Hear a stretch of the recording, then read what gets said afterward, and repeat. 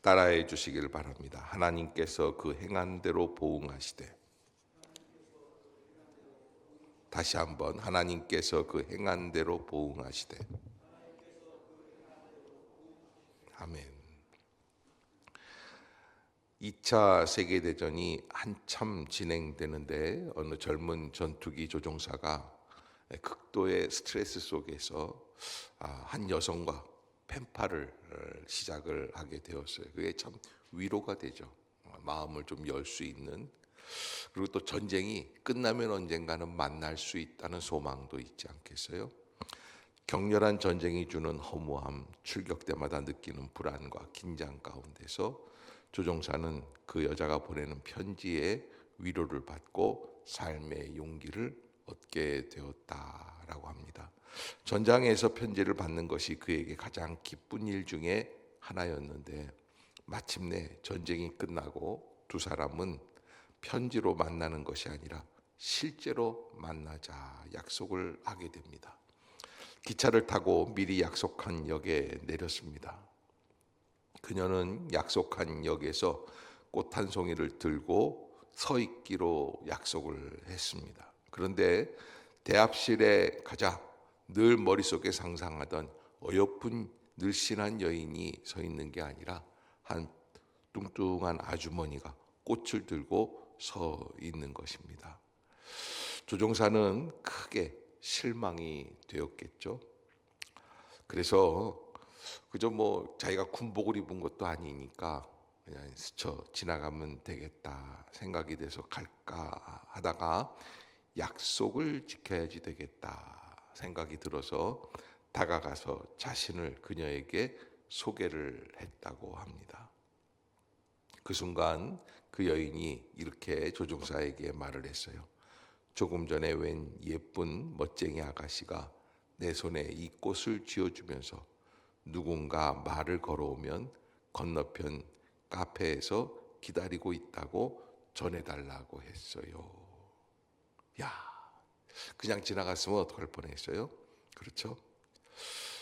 사랑의 약속이라고 하는 단편 소설의 줄거리입니다. 사실은 이 이야기에서 우리에게 주고 있는 교훈이 하나 있습니다. 인생은 반전에 반전을 거듭합니다. 내 생각대로 예쁜 여인이 나타날 줄 알았던 대합실에 퉁퉁한 중년 아줌마가 꽃을 들고 서 있는 모습을 보았을 때 인생 허무하구나. 그래서 그냥 못 만난 걸로 알고 지나가자 했다고 한다면 어여쁜 아가씨와 데이트를 할 수 있었을까?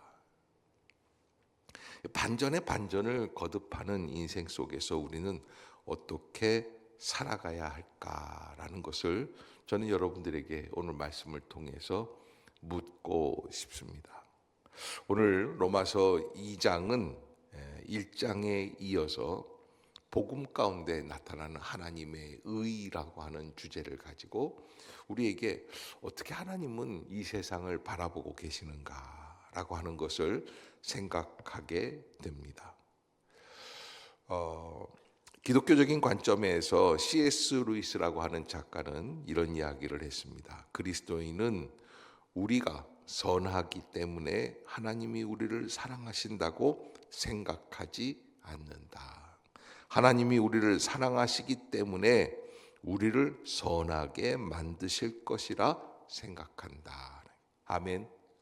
자, 다시 한번 말씀드릴게요. 우리가 선하기 때문에 하나님이 우리를 사랑하신다. 이건 그리스도인의 정체성이 기예요, 아니에요? 아니에요. 여러분, 선하기 때문에 하나님이 나를 사랑하신다. 기독교가 시작을 할 수가 없어요. 하나님이 우리를 사랑하시기 때문에 우리를 선하게 만들어 갈 것이다 라고 여기는 것, 거기가 기독교의 가장 중요한 초점입니다.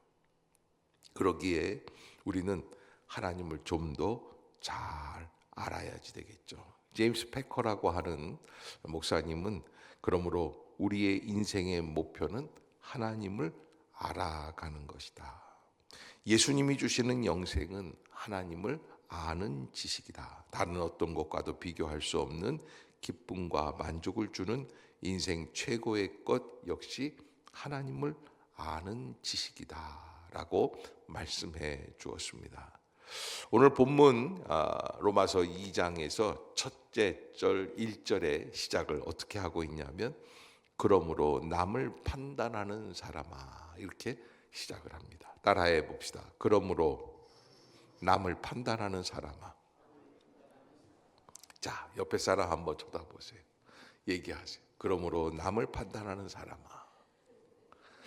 자, 이게 2장에서 그러므로 남을 판단하는 사람아 라고 시작하는 이 말씀은 도대체 누구를 가리키는 말씀일까?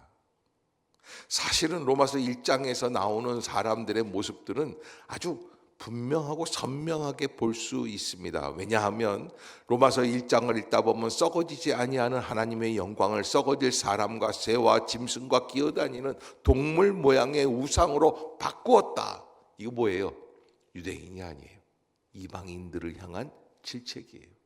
우상을 숭배하고 있다는 거예요. 그런데 그들을 하나님께서는 어떻게 합니까? 그런 사람들이 하나님을 마음에 두기 싫어하며 하나님께서 그 상실한 대로 마음대로 내버려 두사 합당하지 못한 일을 하게 하셨다. 이렇게 말씀을 하고, 그래서 30절에도 보면 비방하는 자요, 하나님께서 미워하시는 자요, 능욕하는 자요, 교만한 자요, 자랑하는 자요, 악을 도모하는 자요, 부모를 거역하는 자요, 우매한 자요, 배약한 자요, 무정한 자요, 무자비한 자라. 헬라 지역의 문화들이 사실은 대단한 것 같지만 그 가운데 다들 인간 중심의 생각, 감정을 담고 있기 때문에 모든 불의와 추악, 탐욕, 악의가 가득한 자, 시기, 살인, 분쟁, 사기, 악독이 가득한 자, 수근수근하는 사람들, 뭐 이런 모습들이 다 거기에 담겨 있다고 하는 것이 됩니다. 그런데 2장 1절에서 시작을 하는데 그러므로 남을 판단하는 사람아, 이렇게 평가를 하는, 이게 뭘까? 누굴까? 이거는 두 종류의 사람을 담고 있어요. 첫 번째는 율법을 잘 준수한다고 하는 당시에 유대인들을 향한 말씀입니다. 율법을 잘 준수하는 것, 여러분 어떻게 보면 그것이 신앙생활 잘하는 것 같은데 사실은 신앙생활을 잘 준수하느냐 못하느냐는 것은 어디에 달려 있느냐, 그 사람의 삶의 열매를 보고 알 수 있다는 거예요. 그래서 겉으로 볼 때 율법을 잘 지켜나가는 것, 이거는 다른 말로 말하면 율법주의적 타락에 빠지게끔 돼 있어요. 율법주의가 가지고 오는 가장 어려운 패착이 뭐냐? 바로 나는 완벽한 신앙인이다 라고 생각하는 거예요. 나는 완벽한 신앙. 나는 이 정도, 내가 매주일 주일 예배를 빠뜨리지 않고, 나는 10분의 1을 하나님께 드리고, 내가 매일 아침마다 하나님께 기도하고. 여러분, 뭔가 온전해지고 완벽해지는 느낌을 얻을 때 우리는 조심해야지 된다라는 거죠. 그러면 왜 율법주의가 조심해야지 되는가? 내가 뭔가 완벽해지면 다른 사람들을 어떻게 하게끔 되어 있습니까? 자꾸 판단하게 돼요. 그래서 그런 율법주의적 신앙인들에게 향한 하나님의 가장 중요한 그런 채찍이 아니겠는가, 이렇게 말씀을 드릴 수 있고요. 두 번째로는 헬레니즘 문화의 가장 중요한 것은 인간 중심의 문화예요. 그래서 대개 보면 인본주의적 정신 속에서 보면은 지난 어느 행정부에서도 사람, 인간이 중요합니다, 뭐 이런 얘기들 많이 하지 않습니까? 그런데 우리 문화 속에서 인간이 중심이 되고 인간이 중요하기는 합니다. 또 요즘같이 뭐 AI라든지 챗GPT라든지 로봇이 나온다든지 아니면 심지어 무인 자동차가 나와가지고 그저 사람들을 태우고 다니는데 자동차의 주체는 사람이 아니라 차가 되는 거죠. AI가 되는 거예요. 이럴 때 보면은 사실은 사람, 인간이 중심이냐 기계가 중심이냐라는 것을 우리가 생각해 보게 될 수 있어요. 그러나 여기 오늘 본문에서 말하는 건 그런 사람이 아니라 원래 이 헬라적 중심에 있어서 인본주의적 생각, 그래서 도덕적이고 또 윤리적인 인간. 여러분, 도덕적이고 윤리적인 것을 잘 감당해 나가면 이게 구원의 한 모습이라고 생각할 수 있지만, 도덕적이고 윤리적인 인간이지만 그 안에는 하나님의 은혜와 자비, 긍휼, 용서, 회개, 구원에 이르는 일들을 부인하는 존재들이 있다는 거예요. 그런 도덕적이고 윤리적인 인간들이 행하는 것이 다른 사람들을 판단하고 평가하게 된다라고 하는 바울의 경고의 메시지예요. 그러므로 남을 판단하는 사람아, 누구를 막론하고 내가 핑계하지 못할 것은, 여러분 참 어려운 말씀인데 이 1절에 보면 따라해 봅시다. 남을 판단하는 것으로 내가 너를 정죄함이니 판단하는 내가 같은 일을 행함이니라. 이게 참 어렵습니다. 그래서 여러분, 인생에 참 즐거움이 없을 때 그때 한번 생각을 해봐요. 나는 정말 인생의 진정한 즐거움을 잊어버리고 산다 생각할 때 한번 생각해 봐야 될 게, 내가 뭐가 즐겁지? 뭘 기준으로 살아가고 있지?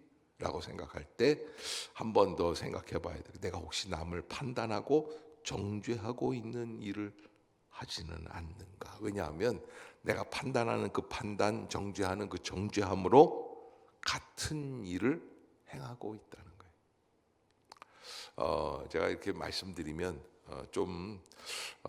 우리 목회자들에게 있어서 조금 그런 모습일 수 있는데, 제가 그 무학교에 전에 있었던 교회들 이제 같이 부교육자 생활을 할 때 목사님들을 만나면은 그런 분들이 계세요. 그때 과거에 보면은 자기 중심이에요.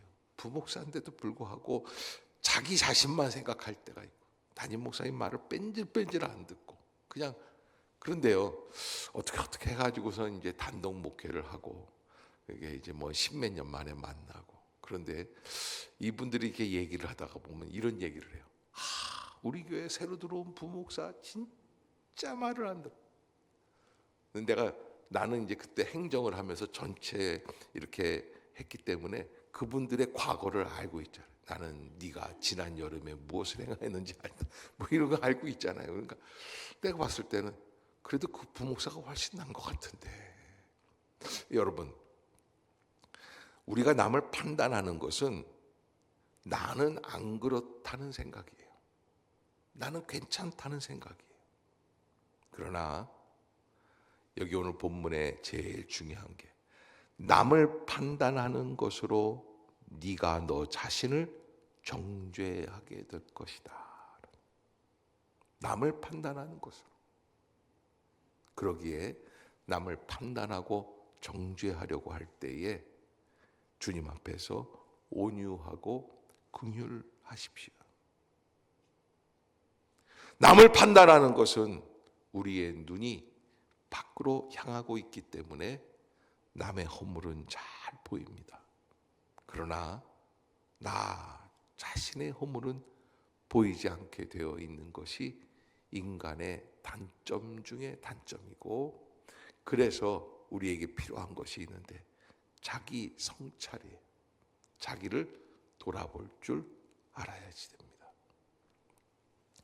그래서 오늘 바울은 이런 말씀을 하세요. 2장 2절에 보면 이런 일을 행하는 자에게 하나님의 심판이 진리대로 되는 줄 우리가 아노라. 자, 2절 한번 띄워주시고요. 같이 한번 읽어봅시다. 이런 일을 시작. 이런 일을 행하는 자에게 하나님의 심판이 진리대로 되는 줄 우리가 아노라. 이런 일을 행하는 자, 어떤 자입니까? 남을 판단하고 남을 정죄하는 사람들에게 하나님의 심판이. 그러기에 여러분, 하나님의 심판은 어떤 사람들에게 임하냐면 남을 판단하고 정죄했던 사람들 향하여, 이게 복음이라는 게 그렇다는 거예요. 이게 복음이 우리 안에 들어오게 되면 진정한 복음이 어떻게 됩니까? 나를 판단하는 것을 멈추게 해 준다라고 하는 것입니다. 그러기에 남을 판단하는 사람들은 어떻게 하는가? 하나님께서 역시 변명하고 핑계할 수 없는 존재라는 것을 깨닫고 스스로의 생각에 도덕적인 삶을 살고 있다고 생각하지 말라고 하는 경고의 메시지를 우리에게 주는 것이죠. 도덕적인 불신자들이라는 게 말이 있죠. 믿지는 않는데 도덕적이에요. 여러분, 이런 분들이 제일 어려워요. 제가 일본을 선교하러 가다 보면은 항상 보는 것이, 일본 사람들은 너무나 예의가 깍듯하다. 근데 그 가운데 하나님을 아는 것이 쉽지 않아. 이번에도 나가사키하고 서큐슈 지역을 방문하면서 그쪽 지역에 있는 목회자들을 만나고 돌아왔습니다. 그런데 그 목사님들 얘기하는 걸 통해 보면은 그 나가사키 지역을 이렇게 봤을 때 한 15개의 교회가 남아 있다고 하는데, 그 15개의 교회 중에는 여러 교회가 목회자가 없이 비어져 있는 교회들이에요. 목회자가 없어요. 그래서 한국에서 목사님들이 한 4-4분이 가셔서 그 교회를 대신 지키고 계세요. 그런데 그 목사님 뭐라고 말씀을 하시냐면, 이제 10년이면 자기도 은퇴한다는 거예요. 끝난다는 거예요. 그러면 이 교회들은 다 어떻게 할까? 그러면서 뭐라고 그러시냐면, 일본 선교가 참 암울하다.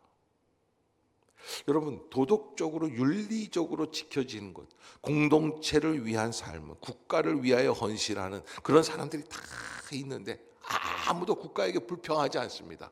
국가가 시행하는 정책에 대해서 적극적으로 순종하는 사람들입니다. 그런데 예수 그리스도의 복음은 없습니다. 그것이 문제예요. 오래전 일본의 범죄자 가운데 유래를 찾아보기 힘들 정도로 잔인하고 무정한 사람이 토키치 이시라는, 이시 중에 이런 사람이 없는데 토키치 이시라는 사람, 범인이, 이게 살인범죄죠.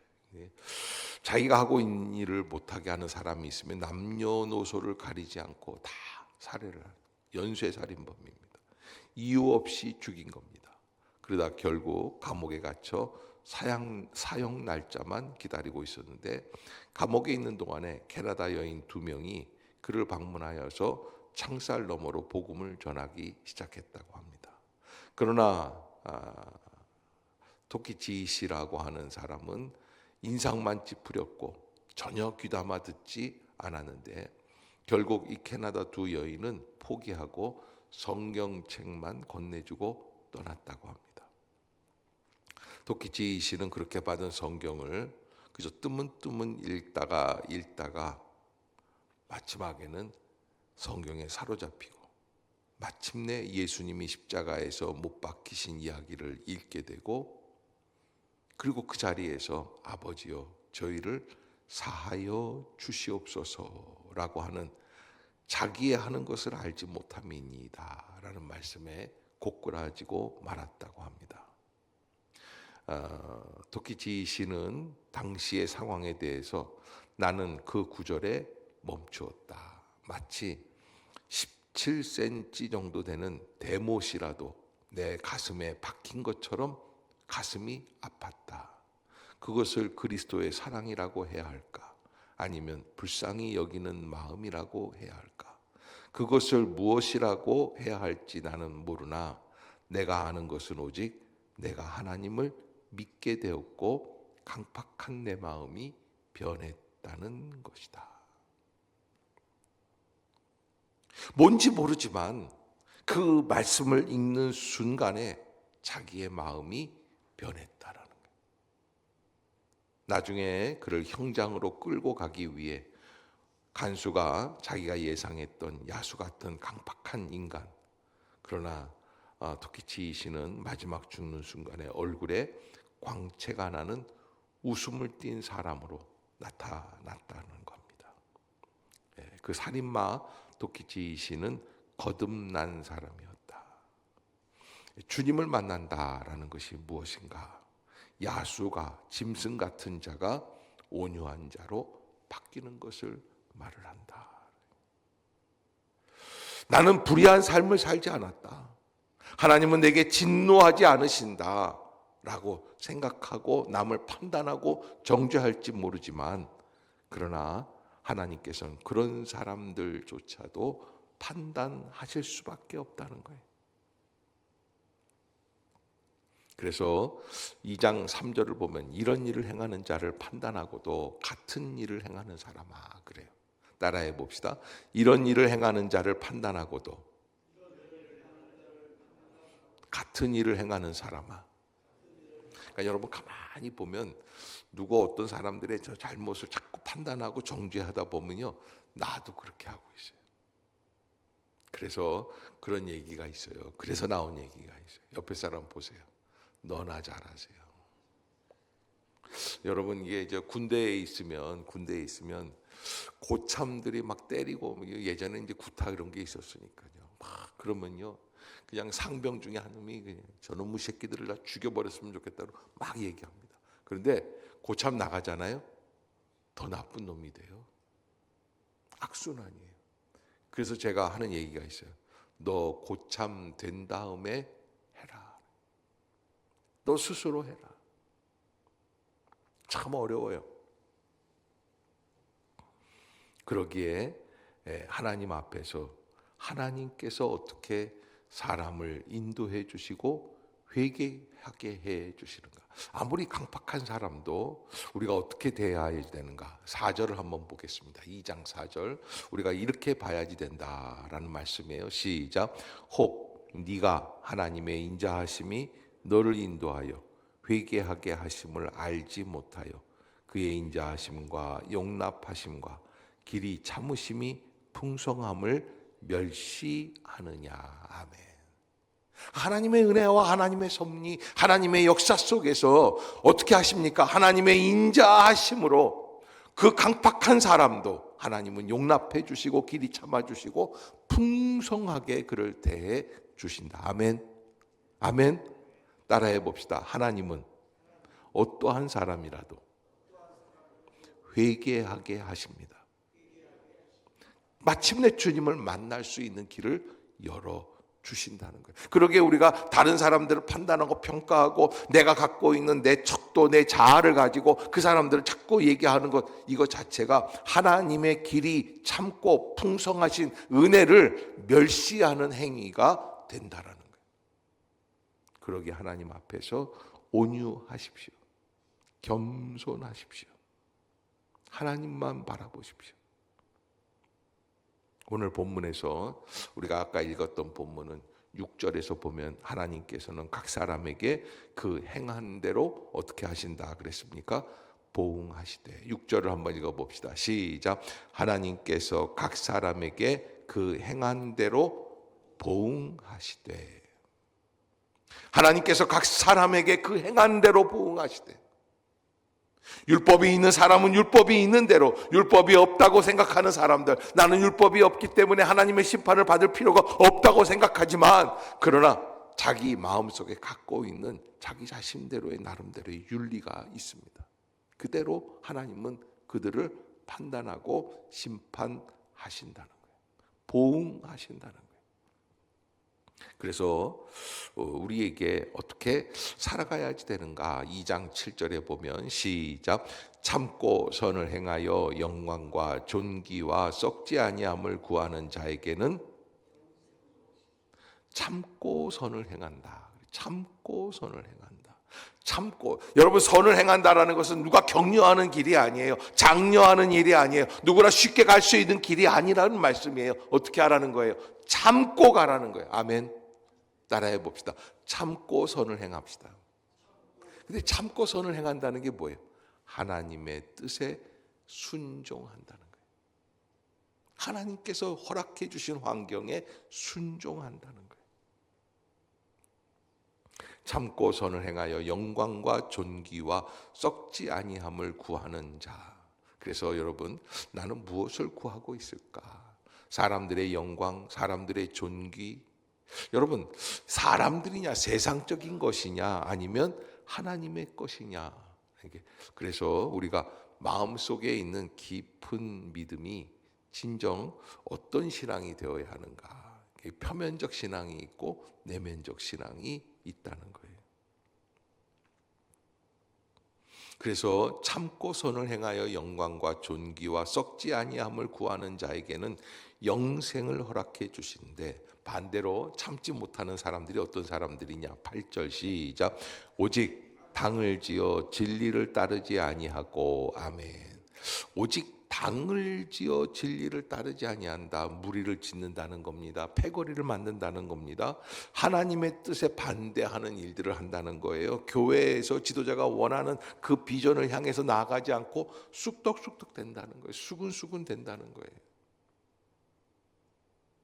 당을 지어서 진리를 따르지 않은, 자기들이 원하는 사람들끼리 모이는 거예요. 그래서 불의를 따르는 자라. 불의라는 것은 무엇일까요? 하나님의 의가 아닌 인간의 생각을 따르는 자들을 말씀하시는데, 이 사람들에게 이건 뭘 얘기하냐면, 사실은 이제 출애굽할 때 모세가 이스라엘 백성 60만 명을 데리고 나오지 않습니까? 광야 한복판에 이르렀는데, 여러분 참 이상한 게 홍해를 건넙니다. 뒤에는 애굽 군대가 쫓아오고 있습니다. 앞에는 홍해가 가로막고 있습니다. 절체절명의 순간, 죽을 수밖에 없는 순간인데 하나님께서는 어떻게 그들을 길을 열어주십니까? 홍해가 갈라지는 역사를 주시는 거예요. 아멘. 그래서 홍해를 건너요. 너무너무 놀랍고 감동적인 환경이죠. 야, 하나님이 정말 살아계시는구나. 근데 갈라진 홍해가 또 나중에는 애국 군대가 들어오니까 그게 합쳐져요. 야, 이걸 보고 두 번 놀라는 거죠. 야, 하나님은 우리를 살려주시고 저들을 죽이시는구나. 근데 그 감동이 끝나고 사흘 길을 광야 안으로 들어갑니다. 사흘. 여러분, 사흘이 지나니까 홍해 때에 있었던 감동, 그 큰 은혜, 이런 걸 다 어떻게 됩니까? 잊어버리게 되는 거예요. 그리고 불평하기 시작을 해요. 그때 나오는 이야기가 뭐냐면, 이럴 줄 몰랐다. 그래서 뭐 어떻게 하느냐? 괜히 나왔다. 모세여, 당신이 우리를 데리고 왜 여기에 와 있는가? 여러분, 우리가 주의 길을 따라갈 때 조심해야 될 것이, 내가 하나님의 뜻을 구하고 있는지 아니면 사람의 뜻을 구하고 있는지. 모세가 자기가 좋아서 이스라엘 백성들을 데리고 나왔겠어요? 가만히 생각해 보세요. 이 출발점이 누구예요? 하나님이에요. 하나님이 그 길을 인도해 주시는 거예요. 모세도 도저히 힘들다고 그랬어요. 그러나 하나님의 그 강력한 메시지가 이스라엘 백성들을 데리고 나오게끔 인도하신 것이죠. 그때 이제 그 여러 가지 어려운 고난 속에서 광야를 지나면서 마침내 광야에서 있었던 이스라엘 백성들 중에 고라라고 하는 레위 족속 중에 한 사람이 사람들을 모아가지고 불평불만하는 세력들을 모으지 않습니까? 그런 사람들을 얘기하는 거예요. 8절에 오직 당을 지어 진리를 따르지 아니한다. 내가 사람이 많아지면 자기가 의견이 옳다고 생각을 하는데, 그런데 여러분, 그런 의미에서 기독교는 민주주의가 아닙니다. 하나님의 말씀 신본주의라는 것을 여러분들이 잊지 마셔야지 돼요. 인간의 합리적인 생각과 계획대로 교회가 운영이 되지는 않습니다. 오직 하나님의 말씀, 하나님의 계시 속에서 나아가는데, 그렇다고 제가 이 계시를 뭐 이게 순간순간 받아서 이렇게 행한다 그러지는 않은데, 그럼에도 불구하고 하나님께서 우리에게 원하시는 방향이 있는 것을 우리가 따라가야지 된다라고 하는 것을 말씀해 주시고요. 진노와 분노로 불의를 따르는 자들에게 갚아 주신다. 그러기에 여러분, 진노와 분노는 언제 임합니까? 반역하고 불의를 따르는 그 순간에 내가 악한 마음을 먹었을 때 하나님이 그냥 위에서 레이저 총으로 빵빵 쏘 그냥 꼬까닥하고 죽으면 얼마나 좋겠어요. 그러면 깨끗하지 않아요. 다 알아요 사람. 저 김 집사가 그냥 뭐라고 불평하더니 죽었구나. 이제 이렇게 하나님의 뜻을 안단 말이에요. 그러나 그러지가 않아요. 제가 이렇게 목회적 경험해 보면은요, 10년, 20년, 30년 결과를 봐야지 돼. 지켜봐야지 돼. 하나님의 뜻이 어디에 있는지 아무도 사실은 몰라요. 마지막에 글쎄 하나님 앞에서 이제 천국에 이르렀을 때나 좀 알 수 있을까? 잘 몰라요.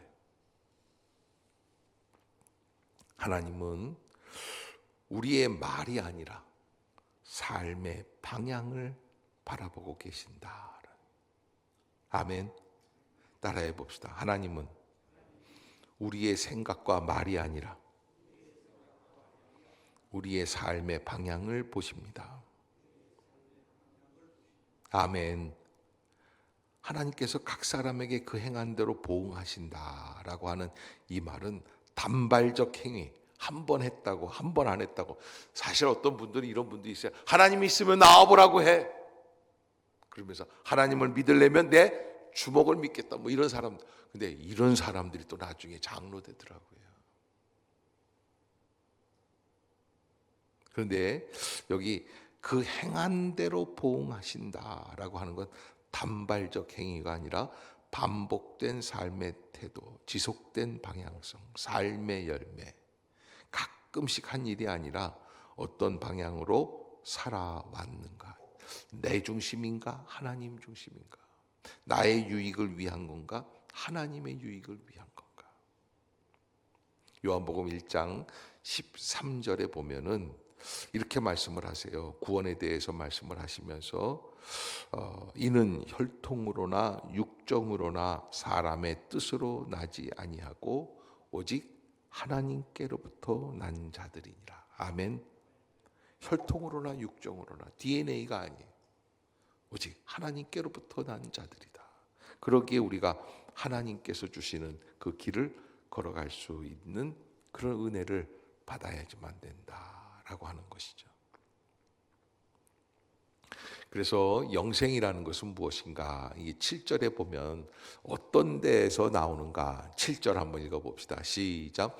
참고 선을 행하여 영광과 존귀와 썩지 아니함을 구하는 자에게는 영생으로 하시고. 아멘. 그래서 이 영생이라는 것은 어디에서 나오느냐면 참고 선을 행하는 삶이다. 참는다라고 하는 것은 즉각적 보상이 없는 상황. 여러분, 내가 한번 참았는데 하늘에서 별이 반짝하면서 내 이마에 별이 반짝반짝 내려온다면 그 뭐 얼마나 쉽겠어요, 그런 게. 오늘 선을 행했는데 내일 로또 복권에 딱 당첨이 돼가지고 띵동 당신은 로또에 당첨. 이거 얼마나 좋겠어요. 근데 그러지를 않아요. 네. 즉각적 보상이 없어요. 내가 어떤 사람인지도 모르겠어요. 나는 왜 이렇게 손해만 보지? 믿음의 삶은 단거리 경주가 아니라 마라톤이고 무엇을 구하며 사는가? 영광과 존귀, 썩지 아니함. 그 세상의 성공이 아니라 사람의 인정, 눈에 보이는 성취, 즉각적인 유익이 아니고 단순히 하나님의 평가를 구하며 살아가는 삶입니다. 옆에 사람 한번 바라보세요. 그리고 얘기하세요. 오직 주님만이 아십니다. 아멘. 압구정동에 있는 소망교회에 정문술 집사님이라고 계세요. 미래산업이라고 하는 큰 회사 회장이셨는데 그분이 어느 날 우리 한국에 있는 카이스트 대학이라고 하는 그 아주 이 똑똑한 사람들이 많이 모이는 대학이 있지 않습니까? 이게 오래전 얘기예요. 한 20년 전인데 300억 자기 재산을 거기다 기증을 합니다. 근데 뭐 이렇게 얘기를 해도 별로 놀라지도 않는 거 보면은 요즘 300억이 별로 의미가 없는 것 같은데 그 당시에는 굉장히 센세이션한 그런 얘기였어요. 300억을 기부하게 돼요. 도대체 어떤 이유에서 그는 그런 일을 했을까? 간단하다고 해요. 이유가 사업이 부진하고 연구 발전이 안 돼요. 미래산업이라고 하는 회사가 이제 더 이상 지탱할 수 없었을 때입니다. 한 과학자가 직접 찾아와서 자신이 필요한 분야의 첨단 기술을 전수해 줍니다. 무료로. 사장님, 이건 이렇게 하는 게 아니라 이렇게 해야 이런 제품이 나옵니다. 그래서 그 사람 때문에 회사가 살아났습니다.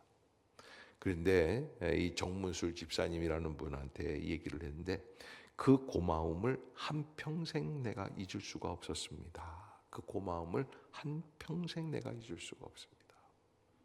그러니까 여러분, 뭔가 받은 사랑을 잊을 수 없는 사람이 있는가 반면에 아주 자기는 싹 잊어버리고 자기가 잘나서 성공한 줄로 대부분 알아요. 제가 이렇게 성공한 분들 많이 보면은 성공했다고 다 성공이 아니에요. 받은 은혜를 잊어버리면 그게 성공이 아니더라고요. 그 찾아온 사람이 누구냐? 이광형 박사예요. 카이스트 교수였는데 이광영 박사에게 또 가서 물었다고 합니다. 당신은 뭔데 정문술 대표한테 그 기술을 공짜로 알려줬습니까? 그 이광영 교수가 그렇게 국가가 저를 선진국에 유학까지 시켜서 나로 하여금 과학기술인을 만들게 했기 때문에 어떻게 해서든지 봉사하고 보답하고 싶었다. 여러분, 뭘 가르쳐 주려면 그 뭘 어떻게 합니까? 이 보세요. 정 사장님, 내가 이거 알려줘서 이렇게 할 테니까 어떻게 해요? 나한테 얼마 줄 거예요? 이거 계산해야지 되는 거예요. 그런데 이광영 박사도 지금 굉장히 괴로워하는 그 정 사장을 보면서 자기도 공짜로 받은 거라는 생각을 했어요. 그래서 이거를 내가 돈을 받고 할 수는 없는 것이다. 그래서 두 사람이 만나게 되고 정문술 사장하고 이광영 교수가 거기에서 아름다운 역사가 일어나고 여러분, 그래서 회사가 살고 나중에는 정문술 사장이 자기가 받은 그 사랑에 있어서 300억이라고 하는 어마어마한 돈을 카이스트에 헌납했다라는 이야기. 저는 두 분의 이야기를 들으면서 두 사람이 갖는 특징이 뭐가 있을까? 그건 바로 받은 축복을 은혜로 생각하고 은혜를 아는 그런 사람들의 만남의 관계가 그들의 운명을 바꾸어 놓게 되었다. 따라해 봅시다. 받은 축복을 은혜로 생각한다. 내 실력이 아니라는 거예요. 내가 열심히 해서 내가 성실하게 해서 이만큼 이루어 놓았다는 게 아니에요. 은혜를 아는 사람들은요 그렇습니다. 내가 한 게 아닙니다. 오직 하나님의 섭리. 그렇기 때문에 그 하나님의 은혜 가운데에서 하나님께서 우리의 길을 열어주신다. 그래서 받은 은혜를 하나님의 영광을 위하여 사용하게 되는 것이죠. 사랑하는 성도 여러분, 하나님은요 가만히 계시는 것 같습니다. 야, 저런 나쁜 놈 안 잡아가시나 생각할 때도 있어요. 그러나 하나님이 가만히 계세요. 근데 오늘 본문에서 바울은 뭐라 그럽니까? 6절에 보면 하나님께서 각 사람에게 그 행한 대로 어떻게 하신다? 보응하신다. 사실 바울은 믿음으로 구원을 얻는다 말씀을 하세요. 그러나 오늘 이 6절에서는 아주 생각하지 못한 아주 전적인 반전의 말씀, 행한 대로 보응하신다. 따라해 봅시다. 행한 대로 보응하시는 하나님. 우리의 인생을 쭉 살다 보면 하나님이 거짓을 심은 사람에게는 거짓의 역사, 진실을 심은 사람에게는 진실, 하나님을 만홀히 여기는 사람에게는 정말 어마어마한 그런 죄악의 역사들이 나타나게끔. 그래서 참고 선을 행하여, 그래서 선을 행할 때는 꼭 뭐 해야지 돼요? 참아라. 참나무가 뭐라 그런다고요? 왜 대답들을 하네? 참나무가 뭐라 그런다고요? 옆에 사람 바라보면서 얘기해요. 참고 선을 행하여 영광과 존귀와 썩지 아니함을 구하는 자.